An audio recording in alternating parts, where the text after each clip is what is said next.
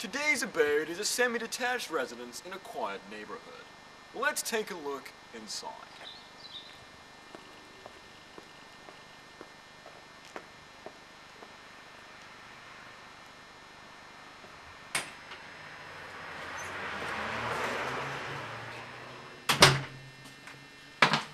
Let's go upstairs.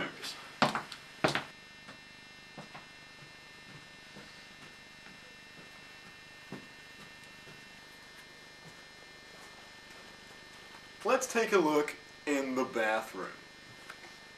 The person who lives here has an obvious penchant for the modern, with light blue walls complementing the color-coordinated loo roll. Notice also the baby cacti and mosaic candles. A clue to note: 2 toothbrushes in front of the mirror.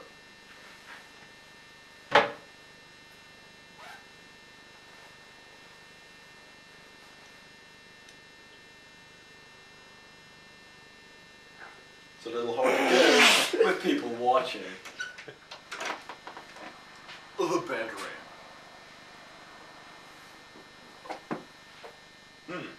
Nice boots. As one looks at the unmade, ruffled double bed, the thing which immediately draws our attention is the equestrian memorabilia. Upon entering the study, one notices that our subject likes to work, but also likes to play. Let's take a look at the living dining area. The bookshelf also holds some clues, with books on geography and history.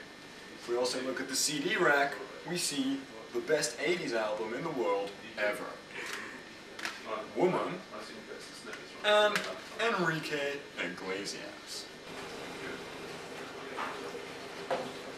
The kitchen also provides some helpful clues, with a book on low-fat cooking and one on pasta. A look in the fridge reveals a possible drinking problem, exemplified by the large amounts of wine.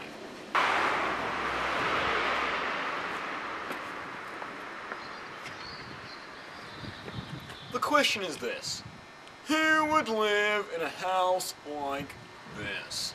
Back to you.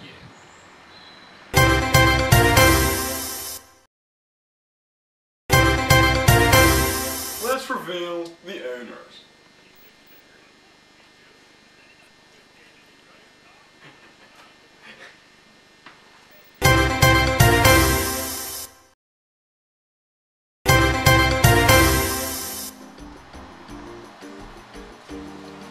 This next abode is a comfortable little apartment situated on the outskirts of the city center, with a charming view over the canal. Let's take a look in the sitting room. Upon entering the living room, one's attention is immediately drawn to the bookcase, the CD rack, and the videos.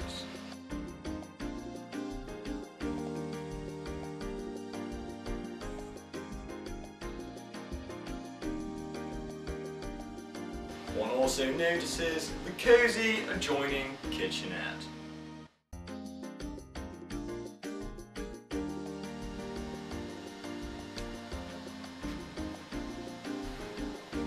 A look inside the bedroom also reveals some important clues. The computer in the corner tells us that our subject likes to work, but we also know that they like to play. Notice also the cheerfully colored bedclothes and curtain, and floral decorative arrangement on the bedside table.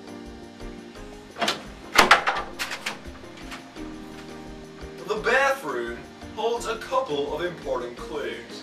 Notice the women's toiletries above the toilet and the happy chappy on the back of the door. So we ask, who would live in a house like this? Over to you, David.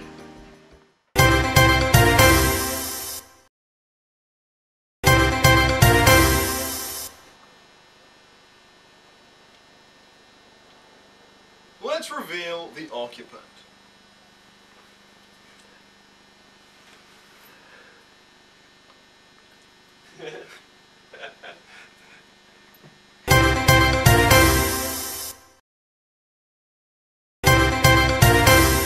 Hello and welcome to another edition of Through the Keyhole. Today's property is a lovely 16th century 5-bedroom house cut off from all civilization and without many of the mud cons that we today take for granted. Let's take a look inside.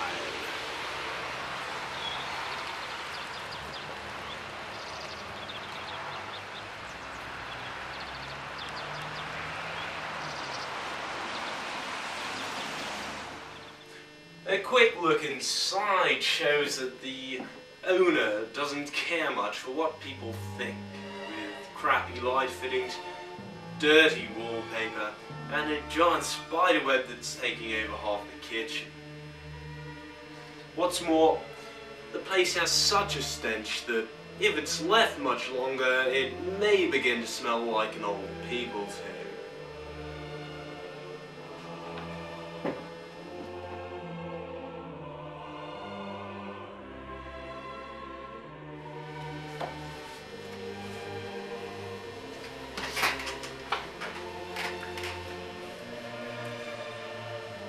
As we move into the study, a grand bookcase literally oozing with books greets us, but with 7 copies of the Bible, some in Arabic.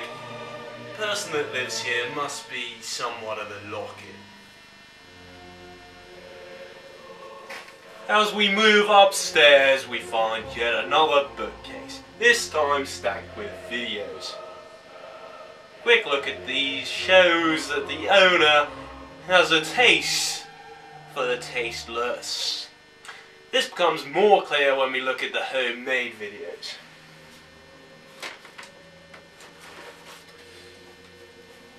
Roadkill 99 to 2001, the best of abortions, and kids say the funniest things are to name but a few. But what this does show is that the person that lives here is a sick f***.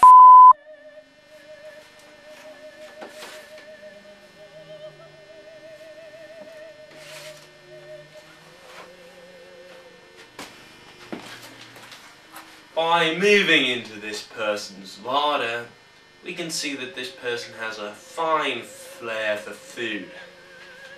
A good example of this is Lloyd Grossman's tomato and basil pasta sauce, available at all good retailers. On looking in the freezer, however, we find a dead corpse. This person obviously likes to keep their kills.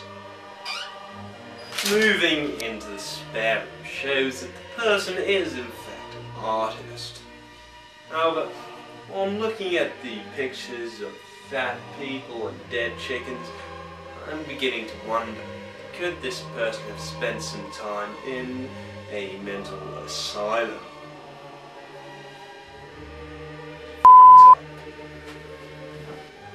So let's recap. The crappy light fittings, the dead body in the freezer, the sick food.